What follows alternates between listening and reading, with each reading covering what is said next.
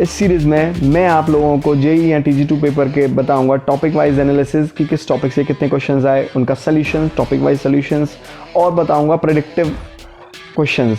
मतलब उन सॉल्यूशंस के दौरान ही मैं आप लोगों को बताऊंगा कि क्या और क्वेश्चंस यहाँ से बन सकते हैं। होपफुली ये सीरीज़ आप एंजॉय कर रहे होंगे। अगर ऐसा है तो लाइक, शेयर और सब्सक्राइब कीजिएगा, ये मेरे को मोटिवेट करता है। Thank you. हेलो स्टूडेंट्स, कैसे हैं आप सब लोग। मैं चंद्र प्रकाश और आप लोगों का स्वागत करता हूं क्रेस्ट फोरम के ऑनलाइन वीडियो सीरीज में। हम लोग आज करने वाले हैं Lucknow metro TG2 maintainer shift 2 का फुल डिटेल्ड डिजिटल इलेक्ट्रॉनिक्स का सॉल्यूशन। देखिए, जल्दी मैं एक लेक्चर डालूंगा जिसमें कंबाइंड लेक्चर होगा, जिसमें कंबाइंड टॉपिक्स का सॉल्यूशन होगा लखनऊ मेट्रो पेपर का TG2 का। इसी पेपर का कहने का मतलब ये है। चलते हैं अब वो अपने नेक्स्ट टॉपिक पे, मतलब क्वेश्चंस पे, और जो कि डिजिटल इलेक्ट्रॉनिक्स आज हम लोगों ने चूज़ किया है। उम्मीद करता हूँ आप लोग बहुत एंजॉय कर रहे होंगे। देखो, एंजॉय कर रहे होते हो तो मेरे को बताया करो, मेरे को भी इंजॉयमेंट मेरी भी बढ़ती है, ताकि मैं और इंजॉयमेंट से आपको चीज़ें बताऊं। क्योंकि मेरा उद्देश्य रहता है, मेरा मन रहता है कि मैं आपको इस सीरीज़ में ना थ्योरी और न्यूमेरिकल दोनों में कंपैटिबिलिटी आपस में बनाऊं। मतलब थ्योरी सामने हो और न्यूमेरिकल कर रहे हो, ताकि आपको चीज़ें मतलब याद रहें। चलते देखिए, डिजिटल इलेक्ट्रॉनिक्स को शुरू करने से पहले मैं आपको बता देता हूँ, ये जो रूल्स आप लोग देख रहे होंगे अपनी स्क्रीन पे, बूलियन अलजेब्रा का जो रूल्स हैं, ये बहुत इंपॉर्टेंट हैं। ये रूल्स 11 या 12 रूल्स हैं, मैं देख लेता हूँ कितने हैं। हाँ, 13 रूल्स हैं। ये जो 13 रूल्स हैं ये बहुत ज़्यादा इंपॉर्टेंट रूल्स हैं, पर इसमें से भी कुछ रूल्स तो बहुत ज़्यादा इंपॉर्टेंट होते हैं। जैसे आप 11 नंबर देखिए, डी मॉर्गन थ्योरम। 3 नंबर देखिए, डिस्ट्रीब्यूटिव लॉ, वितरित लॉ जिसे बोलते हैं। एक बार डी मॉर्गन थ्योरम मैं आपको समझा देता हूं आगे के क्वेश्चन पे चलने से पहले। De Morgan theorem, De Morgan एक जनाब थे, एक भैया थे, एक इंसान थे, जिन्होंने एक थ्योरम दी थी। इन्होंने कहा, अगर a + b पर होल बार है तो इसका कर दो टुकड़ा टुकड़ा, और प्लस को कर दो डॉट में, और a और b पे कर दो टुकड़े टुकड़े। तो इस तरीके से बार के हो जाने हैं टुकड़े टुकड़े, और प्लस का हो जाएगा डॉट। ये एक बात डी मॉर्गन ने कही थी। दूसरी बात क्या कही थी वो सुन लीजिए। अगर डॉट के साथ में होल बार हो, देखिए होल बार होगा तभी डी मॉर्गन थ्योरम अप्लाई होगी। अगर डॉट के साथ में a और b पे होल बार हो, तब डॉट को कर दो प्लस, और a और b के कर दो टुकड़े टुकड़े, a और b पे बार के कर दो टुकड़े टुकड़े। तो इस तरीके से जो ये डी मॉर्गन थ्योरम हमने अप्लाई करनी है। अब आप लोग अपनी स्क्रीन पर भी देख सकते हैं, 11 नंबर रूल जो है वो डी मॉर्गन थ्योरम का है। सेम ऐसी डिस्ट्रीब्यूटिव लॉ, वितरित लॉ जिसको बोलते हैं, डिस्ट्रीब्यूटिव लॉ बड़ा ही इंपॉर्टेंट है। मैं केवल एक इंपॉर्टेंट लॉ की बात कर रहा हूँ क्योंकि अभी ये इस्तेमाल होने वाले हैं, तो ये आपको क्लियर होनी चाहिए। a + bc, अगर इस तरीके से कोई चीज लिखी हुई है, आप सिंपल इसको ऐसे समझिए, कोई एक अक्षर है, मतलब एक बूलियन अलजेब्रा का लेटर है, और यहाँ 2 हैं। जरूरी नहीं है ये अलग अलग ही हो, ये एक भी हो सकते हैं। मैं अभी मीन द वाइल आपको क्वेश्चनों में ये चीज बताऊंगा। मतलब यहाँ पर 2 और 3 होना चाहिए, मतलब 2 शब्द, 2 लेटर्स होने चाहिए। अब ये सेम भी हो सकते हैं, अलग अलग भी हो सकते हैं, इस बात पे गौर फरमाना, ठीक है। तो एक बार ये इसके संग प्लस में हो जाएगा, और एक बार ये इसके संग जोड़ीदार बन जाएगा, और इन दोनों जोड़ीदार बनते ही ये लग जाएगा यहाँ पर डॉट। तो आप इस चीज को समझना, a और b प्लस में आएंगे, और यहाँ पर a और c प्लस में आएंगे। मतलब ये जो अकेला है ये एक बार इसके साथ जोड़ी बना लेगा, एक बार इसके साथ जोड़ी बना लेगा, और यहाँ पर मल्टीप्लाई होकर जोड़ी बनाएगा। ये है हमारा डिस्ट्रीब्यूटिव लॉ, ये है हमारा डी मॉर्गन थ्योरम। बहुत इंपॉर्टेंट है यार, इतना इंपॉर्टेंट है कि सारे सवाल अगर मतलब सिंप्लीफिकेशन के आते हैं, बूलियन अलजेब्रा को सिंप्लीफाई करने के लिए आते हैं। कईयों बार लखनऊ मेट्रो ही नहीं, यूपी PCL तक में ये सवाल पूछ लिए गए हैं। बहुत बार पूछे हैं ये लॉ। ये इस लॉ से काफ़ी हद तक 70% सोल्यूशन इससे हो जाते हैं। मैं ये इसीलिए मैंने आपके सामने सारे रख दिए। मैं केवल एक इम्पॉर्टेंट वाली चीज़ बता के चल रहा हूँ क्योंकि हम लोग अभी क्लास थ्योरी लेक्चर नहीं ले रहे हैं। चलिए मैं मिटा देता हूँ इसको। अब हम करते हैं अपने डिजिटल इलेक्ट्रॉनिक्स से क्वेश्चंस। देखिए डिजिटल इलेक्ट्रॉनिक्स से 6 क्वेश्चंस आए हुए थे इस पेपर में। 6 क्वेश्चन डिजिटल इलेक्ट्रॉनिक्स से थे। मैं पहला क्वेश्चन शुरू करता हूँ। पहला क्वेश्चन आप लोग देख सकते हैं अपनी स्क्रीन पे।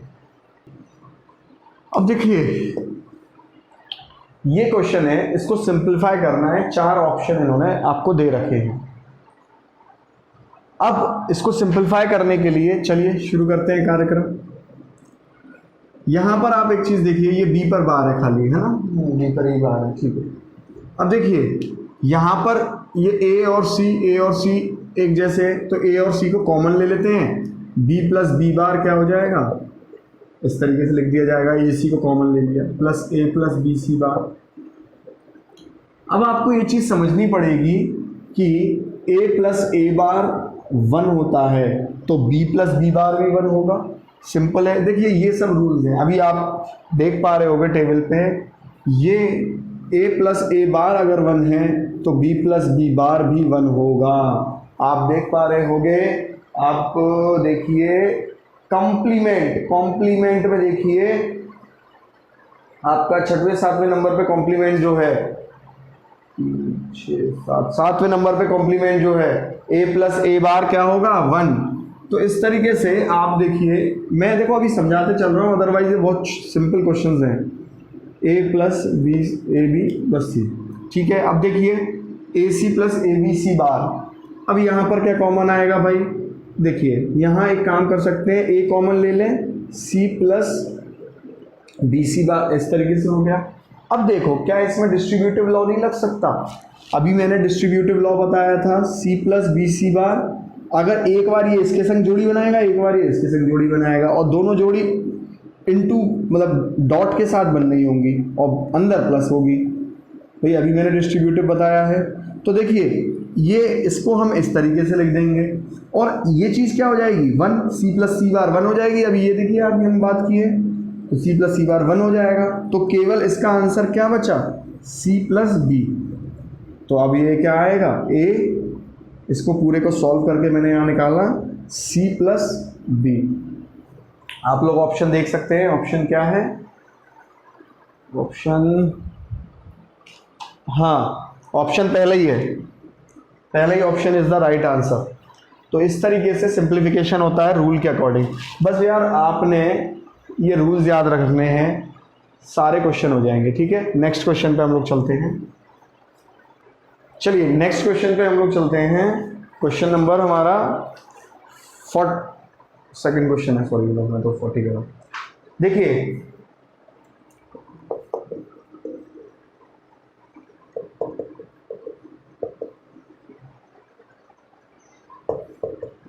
कभी भी आप याद रखिएगा पेपर में जब ये इक्वेशन दी हो तो गलती मत करना इसे उतारने में, क्योंकि सबसे ज़्यादा गलतियां उसी में होती हैं। लंबा जा रहा है, बताना पड़ेगा क्वेश्चन।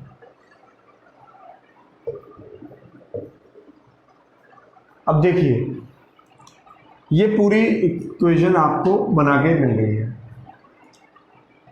यूं तो इसे के मैप के द्वारा भी सॉल्व कर सकते हैं। मैं इस क्वेश्चन को के मैप से सॉल्व करा देता हूं। ये ए हो गया 0 1 0 0 0 1 1 0 1 1, B C B C B C B C. तो देखिए 0 0 वालों पे बार लगा दीजिए, 1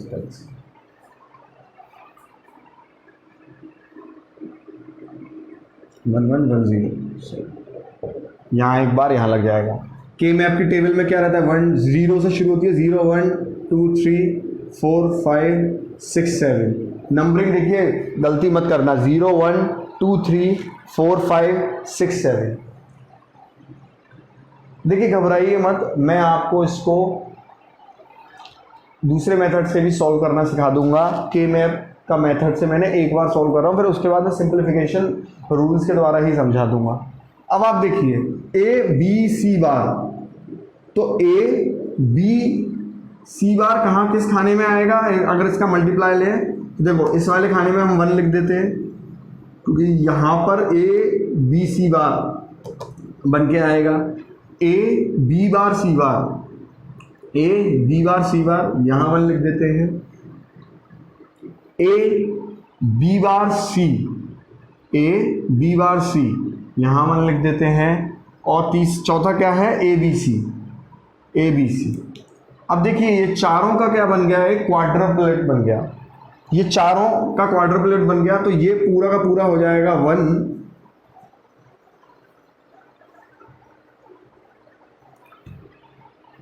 कुछ क्वेश्चन अधूरा उतार दिया क्या? एक ए बी सी बार, ए बार बी। ओहो, मैंने एक चीज़ अधूरी उतार दी आप लोगों से बात करते करते। ए बार बी सी, हाँ ये चीज़ भी वही मैं कहूँगा, ऑप्शन मैचिंग कर रहे। ए बार बी सी, तो ए बार बी सी, ए बार बी सी, एक 1 यहाँ भी लगेगा। ठीक है, चलिए तो ये क्वाड्रपलेट यहाँ बन गया और एक डुअल पेयर यहाँ बन गया। तो जब एक क्वाड्रपलेट की बात करेंगे तो ए यहाँ से आ जाएगा, ये सब 1 हो जाएगा प्लस। अब जब इस डबलेट की बात करेंगे तो ये ए बार इंटू ए क्या हो जाएगा? ए बार इंटू ए क्या हो जाएगा? आपका 1। तो ये क्या रह जाएगा? B C. तो आपका आंसर झट से आ जाएगा ऑप्शन पहला, ऑप्शन पहला। देखिए मैं आपसे कह रहा हूँ ना, एक तो इसमें उतारने में बहुत ज़्यादा गलती होती है। ये के मैप से मैंने किया है, इसे सिंप्लीफाई भी हम लोग कर सकते हैं सिंपल उससे, आपके डी मॉर्गन से, डिस्ट्रीब्यूटिव से, या लॉज से। मतलब ये जो बूलियन अलजेब्रा के आप लॉज देख रहे हो, इससे भी हम सिंप्लीफाई कर सकते हैं। आपको याद होनी चाहिए, बहुत बुरी तरीके से याद होनी चाहिए। तो इन लॉज को मैं बता रहा हूँ, आपको सारे याद नहीं करने, बस एक एक पॉइंट, मतलब आपको 2-3 इंपॉर्टेंट याद रखने हैं। मैं इसको दूसरी तरीके से सिंप्लीफाई कर देता हूँ लॉज के हिसाब से। चलिए स्टूडेंट्स, मैंने इसको दोबारा मिटा के लिख दिया है ताकि थोड़ा स्पेशियस हो जाएगा और हम लोगों को काम करने की थोड़ी सी, मतलब थोड़ा स्पेशियस हो जाएगा, इसलिए मैंने दोबारा लिख दिया। अब इसको ना सिंप्लीफाई करते हैं हम अपने लॉज, जिस तरीके से हम लोगों ने लॉज इस्तेमाल किए थे, और डिस्ट्रीब्यूटिव लॉ हो गया, डी मॉर्गन थ्योरम हो गया, तो ये जो उससे हम लोग करने की कोशिश करेंगे। बट मैं आपको सलाह यही दूंगा कि आप के मैप सीखें, और के मैप को ही यूज़ करना आपको आना चाहिए। उसके पीछे देखो एक रीज़न होता है सिंपल और साफ। के मैप बहुत कम टाइम लेता है, पेपर में इतना टाइम नहीं होता कि इतना बड़ा सिंप्लीफिकेशन करते जाएं हम। बट फिर भी बहरहाल मैं आप लोगों की हेल्प के लिए अभी सॉल्यूशन यहाँ कर देता हूँ, अदरवाइज मैं रिकमेंड नहीं करूँगा कि आप इसको सोल्यूशन इस तरीके से लॉज के अकॉर्डिंग करो। आना चाहिए वो एक अलग बात है। अब देखिए इसमें कुछ बड़ी बड़ी चीज़ कॉमन ले लेते हैं, काम करते हुए या बी सी कॉमन ले लेता हूँ। तो अगर मैं ये बी सी कॉमन लूँगा तो क्या हो जाएगा? देखो बाकी सारी चीज़ एज इट इज़ लिख जाएंगी। यहाँ अगर बी सी कॉमन लेंगे तो A plus A bar plus A B bar C, तो ये चीज़ तो फिर 1 हो गई। तो अब लिख देते हैं हम इसको, अब पूरा ही लिख देते हैं, ए B bar C bar plus A बार सी बार, इस तरीके से। और अब तो ये आ गया B C plus A B bar C. अब देखिए थोड़ा सा दिमाग लगाना पड़ेगा कि क्या चीज़ कॉमन ले। मैंने आपको बोला आप थोड़ा सा बड़ा जो ज़्यादा कॉमन आ रहा हो ले लीजिए। आप यहाँ पर एक काम कर लीजिए कि आप इसमें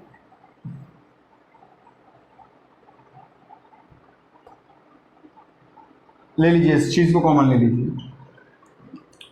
एज इट इज़ लिखिए ए बी बार सी। यहाँ क्या कॉमन बैठ रहा है? आप देखिए यहाँ क्या कॉमन बैठ रहा है? A B bar, A B bar common बैठ रहा है, तो ए बी बार यहाँ कॉमन ले लिया, सी बार प्लस बी सी, तो एज इट इज़ यहाँ लिख दिया। अब आप देखिए ये 1 आएगा और ये हो गया ए बी सी बार, ठीक है, ये आपका 1 आएगा प्लस बी सी। मैं 1 यहाँ पर नहीं लिखता हूँ, थोड़ा सा कन्फ्यूजन पैदा करेगा नेसेसरली। अब देखिए काम करते हैं, यहाँ से b कॉमन ले लेते हैं, यहाँ से b कॉमन ले लेते हैं, क्योंकि यहाँ तो कुछ खास कॉमन आ नहीं रहा है, तो यहाँ b कॉमन ले लेते हैं। मैं जब इन दोनों में b कॉमन लूँगा तो ये आएगा A C bar plus C plus A B bar. अब देखिए इसको अगर हम लोग डिस्ट्रीब्यूटिव लॉ से सॉल्व करेंगे, मैंने अभी पिछले क्वेश्चंस में बताया भी है, तो डिस्ट्रीब्यूटिव लॉ क्या कहता था, ए सी बार प्लस सी है, तो जो एक सिंगल है वो एक बार इसके साथ जोड़ी बनाएगा प्लस में, एक बार इसके साथ जोड़ी बनाएगा प्लस में, और दोनों चीज़ होंगी प्रोडक्ट में, मल्टीप्लिकेशन में। तो देखिए सी प्लस ए और फिर मल्टीप्लिकेशन, देखो ये तो दोनों तो प्लस में जोड़ी बना गए और इनटू करके, और फिर सी प्लस सी बार।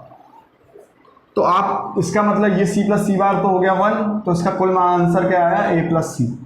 तो इसका मतलब इसका कुल आंसर क्या आया, ए प्लस सी। अब ये हो गया ए बी बार, काम करते हैं इसको मल्टीप्लाई कर देते हैं अंदर, ए बी, ठीक है, ये ए और बी हो गया, plus B C plus A B bar, ठीक है। अब आप एक चीज़ देखिए, A B B C A B bar, आप ऑप्शन में देखिए, ऑप्शन में अगर आप देखेंगे तो ऑप्शन में आपको मिलेगा कौन सा क्वेश्चन कर रहे हैं हम लोग, ठीक है, ऑप्शन में आप लोग देखिए ए प्लस बी सी आंसर है, इसका मतलब बी सी को तो छेड़ना ही नहीं है, आप इन दोनों में ही कॉमन ले सकते हैं। तो ऐसे आपको हिंट देखनी पड़ेगी। अब जब इन दोनों में आप कॉमन देखेंगे तो देखिए ए है, वैसे भी साफ दिख रहा है, ए कॉमन ले लिया यहाँ पर हमने, ए कॉमन ले लिया यहाँ पर हमने, ए कॉमन लिया तो क्या आएगा answer, B plus B bar plus B C, ये तो वैसे ही बन हो जाएगा, तो A plus B C is the answer. अब ये सिंप्लीफिकेशन आप खुद देखिए, मैं इसीलिए इसको रिकमेंड नहीं करता हूँ, क्योंकि ये सिंप्लीफिकेशन क्या करता है, आप लोगों को थोड़ा सा कॉम्प्लेक्स बनाता है, बहुत लंबा चला जाता है। के मैप आप लोगों को आना चाहिए ऐसे क्वेश्चंस को करने के लिए, वही मैं रिकमेंड करूँगा। चलिए नेक्स्ट क्वेश्चन पे चलते हैं, मैं मिटा देता हूँ उसको।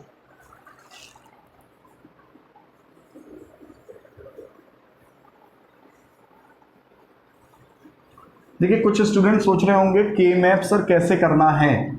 बेटा के मैप आना चाहिए, के मैप की थ्योरी की क्लास जब मैं लूँगा तब के मैप मैं आपको बताऊंगा। चलिए नेक्स्ट क्वेश्चन क्या है, बात कर लेते हैं नेक्स्ट क्वेश्चन की। नेक्स्ट क्वेश्चन बड़ा ही अच्छा सा क्वेश्चन है, डी मॉर्गन पे बेस्ड क्वेश्चन है।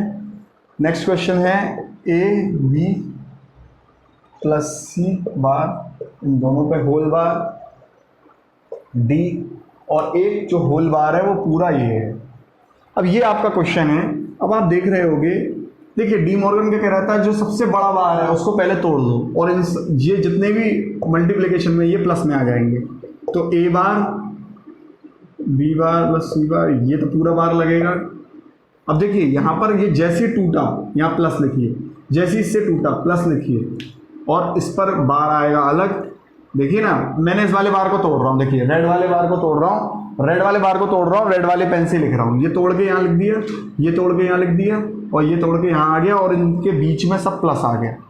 अब देखिए ए बार को एज इट इज लिख दीजिए। अब ये पूरे पे बार है। अब आप एक चीज़ देखो, यहाँ भी बार है, ये भी बार है, ये दोनों बार एक दूसरे को कैंसिल आउट कर देंगे, तो ये क्या हो गया, बी प्लस सी बार प्लस डी बार। आंसर कुछ दिया है इसको हमने, हाँ दिया है ना, डी ऑप्शन। तो डी ऑप्शन आप देख रहे होगे स्क्रीन पे, ए बार प्लस बी प्लस सी बार डी बार, ठीक है, D option is the right answer. ये था आपका क्वेश्चन। चलिए नेक्स्ट क्वेश्चन पे चलते हैं। नेक्स्ट क्वेश्चन, हाँ बड़ा प्यारा क्वेश्चन है, सिंबल के ऊपर क्वेश्चन है नेक्स्ट क्वेश्चन। अब देखिए नेक्स्ट क्वेश्चन सिंबल के ऊपर है, आप लोग अपनी स्क्रीन पे देख सकते हैं, कुछ इस तरीके से बना के दिया है उन्होंने, और ये ए हो गया, ये बी प्लस ये सी हो गया। अब आप एक चीज़ देखिए, इसको पूरा सॉल्व करने से पहले इसको भूल जाइए, ये था भी, पहले आप इसकी इक्वेशन लिखिए, ठीक है ना। आपको कैसे करने होते हैं ऐसे सवाल, बड़े ही अच्छे सवाल होते हैं ये, इसमें थोड़ा सा लॉजिक लगता है। आप एक चीज़ देखिए, मान लीजिए आप यहाँ पर कुछ सी चीज़ का इनपुट दे रहे हैं और यहाँ आउटपुट ले रहे हैं, ठीक है। मान लीजिए आप यहाँ से करंट फ्लो करा रहे हैं और यहाँ पर आउटपुट में आपको करंट मिलना है, ये बी और सी स्विच है, ठीक है, और हम यहाँ पर आउटपुट की टेबल बना रहे हैं। अब आप सुनिएगा, मान लीजिए यहाँ पर आप करंट भेज रहे हैं, यहाँ पे आउटपुट ले रहे हैं, ठीक है। अब आप एक चीज़ समझिए, आपको पहले तो दिमाग में ये बात डालनी पड़ेगी कि स्विच ऑफ जो है, मतलब अगर स्विच ऑफ है, ऑफ का मतलब हिंदी में होगा खुला हुआ स्विच। भाई खुला है तभी तो ऑफ होगा, वो जुड़ा हुआ होगा तो ऑफ थोड़ी होगा। तो जीरो से रिप्रेजेंट करेंगे। अगर स्विच ऑन है, ऑन का मतलब स्विच लगा हुआ है, दबा हुआ है, ठीक है, लगा हुआ है। देखो कंफ्यूज मत होना, हिंदी में और उसमें अंतर यही फंस जाता है, ठीक है। तो स्विच ऑन है, उसको हम 1 से रिप्रेजेंट करेंगे। बी और सी में आप एक चीज़ समझिए, अब देखो बी और सी स्विच जो है वो क्या हो सकते हैं, 4 कॉम्बिनेशन बनेंगे। या तो दोनों ऑफ हों एक बार में, भाई दोनों मतलब ऑफ माने खुले हुए हों, 0 0 0 1 1 0 1 1। क्या कहना चाह रहा हूँ, या तो दोनों ऑफ हो मतलब खुले हुए हों, या तो ये बी खुला हो सी बंद हो, या तो बी खुला हो बी बंद हो सी खुला हुआ हो, और या दोनों ही बंद हो। तो इस तरीके से हम 4 इनपुट लेंगे और आउटपुट की टेबल बनाएंगे। अब आप देखिए यहाँ से कोई करंट दे रहे हो या इनपुट दे रहे हो, अगर ये दोनों खुले हुए हैं, क्या आउटपुट पर कभी तुम्हें आउटपुट मिलेगा? क्या कभी यहाँ पे करंट मिल पाएगा? नहीं मिल पाएगा। इसका मतलब यहाँ पर तुम्हें हमेशा 0 मिलेगा, कभी करंट नहीं मिल पाएगा। 0 और 1 की बात करें, अब देखिए मान लीजिए बी खुला हुआ है 0 है और सी 1 है, 1 है मतलब क्लोज्ड है। अब देखिए इस सिचुएशन में देखिए सी 1 है मतलब सी क्लोज्ड है। अब यहाँ से करंट ये ऊपर के पास हो जाएगा, यहाँ आउटपुट में आपको 1 मिल जाएगा। चलिए कोई बात नहीं, अब ये वाला भी क्लियर हो गया। अब 1 और 0 देख लीजिए, इसका मतलब क्या है, सी ओपन है, 0 का मतलब हुआ सी ओपन है, खुला है, और जो बी है ये बी आपका क्या है, क्लोज्ड है। क्योंकि देखो बी क्या, 1 माने क्लोज्ड, स्विच ऑन है या फिर क्लोज्ड है, स्विच क्लोज माने बंद वाला, हिंदी वाला बंद नहीं, जुड़ा हुआ बंद मतलब लगा हुआ है, टच है। अब आप एक चीज़ देखो, ये करंट यहाँ से होता हुआ यहाँ चला जाएगा, इसका मतलब क्या हुआ, ये 1 हो गया। 1 और 1 है, इसका मतलब क्या होगा, ये 1 और 1 हो। तो अगर अब देखिए 1 और 1 है तो इसका मतलब दोनों जुड़े होंगे, इसका मतलब करंट यहाँ से भी होके जा सकता है, यहाँ से भी होके जा सकता है, इसका मतलब ये भी 1 आएगा। अब आप ये ट्रुथ टेबल देखिए, ये ट्रुथ टेबल किसकी बन रही है, देखिए बी और सी, कहीं ना कहीं ये बी प्लस सी की ट्रुथ टेबल बन रही है, और गेट की ट्रुथ टेबल बन रही है। अगर आप इसकी आउटपुट की इक्वेशन देखें तो कुछ इसी प्रकार से है, 0 + 0 0 0 + 1 1 1 + 0 1 1 + 1 1। देख लीजिए बी प्लस सी की है, इसका मतलब इतना पोर्शन क्या हो गया, बी प्लस सी हो गया, ठीक है। अब क्या करिए, रिप्लेस कर दीजिए। मान लीजिए मैं इस पूरे बी प्लस सी को एक्स मान लेता हूँ, ठीक है, तो मैं इसको एक एक्स स्विच मान लेता हूँ, ये ए और एक्स। अब आप क्या करिए, अब आप इसको क्या कर लीजिए, इसकी भी टेबल बना लीजिए, ए और एक्स ले लीजिए, या इनपुट ले लीजिए या आउटपुट ले लीजिए, ठीक है। अब क्या करना है, इसके भी आपको इनपुट बनाने हैं, 0 0 0 1 1 0 1 1। आपने क्या करना है, एक बार को इसको रखना है, एक बार को उसको, मतलब ये स्विच एक, अब देखिए 0 0 का क्या मतलब है, दोनों खुले हैं। 0 1 का क्या मतलब है, ये खुला है ये बंद है। 1 0 का क्या मतलब है, ये बंद है ये खुला है। और 1 1 का मतलब है ये दोनों ही बंद है। बंद है माने हिंदी वाला बंद नहीं, स्विच क्लोज्ड है, दे आर क्लोज्ड। कंफ्यूज मत होना इस बात को लेके। अब देखिए अगर दोनों खुले हैं तो आउटपुट मिलेगा क्या, अगर मान लो जो इनपुट में हम करंट दें या कुछ भी दें, मतलब हम इनपुट में एक्साइटेशन दें, तो यहाँ से एक्साइटेशन अगर ये दोनों खुले होंगे तो यहाँ तक पहुँचेगी, कभी नहीं पहुँचेगी। आउटपुट क्या हो जाएगा, 0 0। इसको खुला रखें और इसको बंद रखें, तब भी एक्साइटेशन क्या इधर पहुँचेगी, नहीं 0, क्योंकि देखो ये खुला है तो नहीं पहुँच पाएगी। अब ये देखिए ये बंद है और ये खुला है इस तरीके से, तो भी आउटपुट क्या होगा, 0। और अगर दोनों 1 है मतलब दोनों ही बंद है, 1 है माने बंद है, क्लोज्ड है, तो ये देखिए क्लोज्ड है, तब तो आउटपुट 1 आएगा। तो देखिए ये कहीं ना कहीं ए और एक्स, अगर मैं यहाँ पे आउटपुट की इक्वेशन लिखूंगा तो देखो इंटू नहीं हो रहा, देखो 0 × 0 0 0.1 0 भाई 1.0 0 1.1 1, इसका मतलब a.x हो रहा है। और ये जो a.x है इसको हम किस तरीके से लिखेंगे, यहाँ a और x की वैल्यू हम लोगों ने क्या मानी थी, b + c। तो इस तरीके से ये लॉजिक लगता है। अब मैं आपको इसका शॉर्टकट सा थोड़ा सा बता देता हूँ। देखो यार, आपको मैं फैक्ट बात बताऊँ, जब भी पैरेलल सर्किट होते हैं, देखो इस बात को ध्यान रखना, ये स्टेटमेंट बहुत ज़्यादा इंपॉर्टेंट है। पैरेलल सर्किट्स मतलब है, ये आपको पेपर में आता है, पैरेलल जब भी सर्किट होगा तो वो और गेट को रिप्रेजेंट करेगा। ये बात अपने बिल्कुल बुरी तरीके से गड़वा लेना माथे पे। और गेट का मतलब ये पैरेलल सर्किट, और सीरीज अगर सर्किट होगा तो वो एंड गेट को रिप्रेजेंट करेगा। ये कई बार पेपर में पूछा जाता है। अब आपकी आंखों के सामने इस बात को, नज़र के सामने, जिगर के पास समझ में आ गया होगा, ये मैं उम्मीद करता हूँ आपको। ठीक है, ये देखिए सीरीज सर्किट, और ये देखिए किस तरीके से पैरेलल। अब देखिए ना, ये पैरेलल सर्किट था तो B प्लस सी हो गया। अब ये दोनों सीरीज सर्किट है तो ये एंड गेट हो गया, एंड गेट का रिजल्ट आ गया। तो इस तरीके से ये सवाल सॉल्व हो जाता है। ठीक है, ये चीज़ नोट डाउन ज़रूर करेंगे और बताएंगे क्लास कैसी लग रही है आपको, एंजॉय कर रहे हैं या नहीं कर रहे हैं। ठीक है, चलिए मैं इसको मिटा देता हूँ, लिख लीजिए। नेक्स्ट क्वेश्चन देख लेते हैं। चलिए आप देख सकते हैं क्वेश्चन को, मैंने अभी फुल बड़ा बना के यहाँ पर रख दिया है। अब आप देखिए, मैं इसको, चलिए अब हमें इसका पता करना है आउटपुट क्या है। देखिए ये कौन सा गेट है, जोर गेट, एक्सॉर कह लो या जोर कह लो। तो जोर गेट का आउटपुट क्या होता है, जोर गेट का आउटपुट होता है, देखो ए बी लिख दूंगा दो बार, अगर ए बी इनपुट है तो एक बार ए पे बार लगाना, एक बार बी पे बार लगाना, ये होता है। तो इसमें यहाँ सीधा सा हम लोग लिख देंगे A B plus A B, A पे बार बी पे बार। अब देखिए ये बी यहाँ से आ रहा है, यहाँ से ए आ रहा है, मतलब यहाँ पर ए आ रहा है और यहाँ पर बी आ रहा है, बट यहाँ पर लगी हुई है क्या, घुंडी, मतलब गोल बबल लगा हुआ है। तो बबल लगा हुआ है तो यहाँ पर याद रखना ये और गेट है, तो ए प्लस बी बार हो जाएगा। अब ये देखिए यहाँ पर एक्स में क्या आएगा, ये एंड गेट है। देखो आपको गेट पहचानने आ रहे हैं, आते होंगे, ये तो आपको मैं मान के चलता हूँ। देखिए एक्स, अब देखिए एक्स की वैल्यू क्या आएगी, एंड गेट है, एंड गेट में क्या होता है, सीधा इनटू हो जाएगा इसका, A bar B plus B bar dot A plus B bar. चलिए सॉल्व करते हैं। अगर आप देखिए ए बार, मैं देखिए ज़्यादा लंबा नहीं खींचता हूँ, इसको आप इससे मल्टीप्लाई करेंगे तो ए बार आएगा,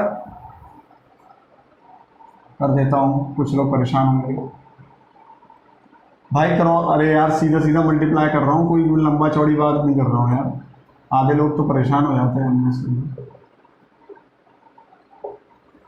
ए bar B bar plus A B bar plus ये देखिए ए बी बार। अब आप एक चीज़ देखिए, आपको ये प्रॉपर्टी मैं बता देता हूँ, ए बार ज़ीरो होता है। देखिए तो जब ए बार ज़ीरो हुआ तो ये ज़ीरो, बी बार भी ज़ीरो हो जाएगा जब ए बार ज़ीरो होता है तो। अब देखिए ये दो बार ए है, ए इंटू ए होता है, तो ये ए इंटू ए हो गया। अब यहाँ देखिए B bar into B bar भी क्या हो जाएगा, जाहिर सी बात है B bar dot B bar हो जाएगा खाली। तो ये हो गया ए बी बार प्लस और ए बी बार। अब आप एक चीज़ देखिए, ध्यान से देखना, x प्लस एक्स हमेशा x होता है बूलियन अलजेब्रा के लॉ के हिसाब से। आप लोग वीडियो को स्टार्टिंग में जाके देखिएगा, वहाँ पर लॉ लिखे हुए हैं, x प्लस एक्स एक्स ही होता है। तो आप देखो ना, ये सेम चीज़ प्लस होगी तो भी क्या आंसर आएगा, सेम ही आएगा। ऑप्शन देख लीजिए ए बी बार, हाँ ठीक है ना, ये देखिए बार लगा हुआ है, यहाँ पे देखो बार लगा हुआ है, ठीक है। तो इस तरीके से हमने इसको सॉल्व करना है। चलते हैं अपने नेक्स्ट क्वेश्चन पे। बहुत प्यारे प्यारे क्वेश्चंस हैं यार ये सारे। अगला क्वेश्चन तो बहुत ही अच्छा है। चलिए नेक्स्ट क्वेश्चन पे चलते हैं। डी फ्लिप फ्लॉप का क्वेश्चन है। तो फ्लिप फ्लॉप, सबसे पहले आप जानिए कि फ्लिप फ्लॉप होता क्या है। फ्लिप फ्लॉप एक सीक्वेंशियल सर्किट है, ऐसा सर्किट जो अपने अंदर 0 और 1 बिट को स्टोर कर सकता है, मतलब एक बार में एक 0 या एक बार में एक 1 को स्टोर कर सकता है। ये सर्किट सीक्वेंशियल सर्किट की फैमिली के मेंबर है, सीक्वेंशियल सर्किट की फैमिली का मेंबर है। सीक्वेंशियल सर्किट वो सर्किट होते हैं जिनका आउटपुट पुराने इनपुट पर भी डिपेंड करता है, जिनका आउटपुट पुराने इनपुट पर भी डिपेंड करता है। खैर ये बहुत अननेसेसरली ज़्यादा खींच जाएगा अगर ज़्यादा बताया तो। अदरवाइज आप ये समझिए फ्लिप फ्लॉप वो सर्किट हैं जो 0 या 1 एक बार में 1 बिट इंफॉर्मेशन स्टोर करते हैं। अब देखिए ये जो Q है, ये जो Q है ये होती है प्रेजेंट आउटपुट, ठीक है, और ये है प्रेजेंट आउटपुट का बार। अब जब भी प्रेजेंट आउटपुट के बार से दोबारा इनपुट पर कनेक्शन जाता है डी फ्लिप फ्लॉप में, अगर ऐसा होता है यदि डी फ्लिप फ्लॉप में प्रेजेंट आउटपुट के बार से इनपुट इन डी पर जाता है, मैं क्या बोल रहा हूं, ये तो Q तो प्रेजेंट आउटपुट हो गया, बट Q बार क्या हो गया, प्रेजेंट आउटपुट का बार। इसके बार से जब इनपुट पर कनेक्शन जाता है, यहां इनपुट है, अगर कनेक्शन जाता है तो ऐसे में D flip flop T flip flop की तरह काम करता है। ऐसे में flip flop T flip flop की तरह काम करता है। D flip flop, T flip flop, S R flip flop, J K flip flop, इन सबकी अपनी अपनी खासियत होती है। ये क्वेश्चन अगर बात करें केवल TG2 लेवल से तो काफ़ी उन्होंने ज़्यादा पूछ लिया, इतना नहीं पूछना चाहिए। मैंने आपको इसका सोल्यूशन क्यों नहीं मैंने बताया, क्योंकि ये अपने आप में एक बहुत बड़ा थ्योरी का पार्ट है। तो मैंने अभी आपको इतना ही बता दिया कि Q बार से जब भी कनेक्शन इनपुट में जाएगा D में तो ये टी फ्लिप फ्लॉप की तरह काम करेगा, ये बात आपको जाननी है। तो चलिए यहाँ आज हम लोगों ने डिजिटल इलेक्ट्रॉनिक्स भी कवर कर लिया लखनऊ मेट्रो का। मिलते हैं अपने नेक्स्ट लेक्चर में और UPPCL का हम लोग ब्रेकडाउन शुरू करेंगे पेपर का, बट उससे पहले पावर सिस्टम भी हम लोग ख़त्म करेंगे जो इस लखनऊ मेट्रो पेपर की रह गई है। क्लियर है? Thank you, have a nice day. Lecture कैसा लगा प्लीज़ बताया करिए और शेयर और सब्सक्राइब करिए, दोस्तों को भेजिए, उनको भी सॉल्व करने का मौका दीजिए पेपर को, ठीक है। मिलते हैं अगले लेक्चर में। Thank you.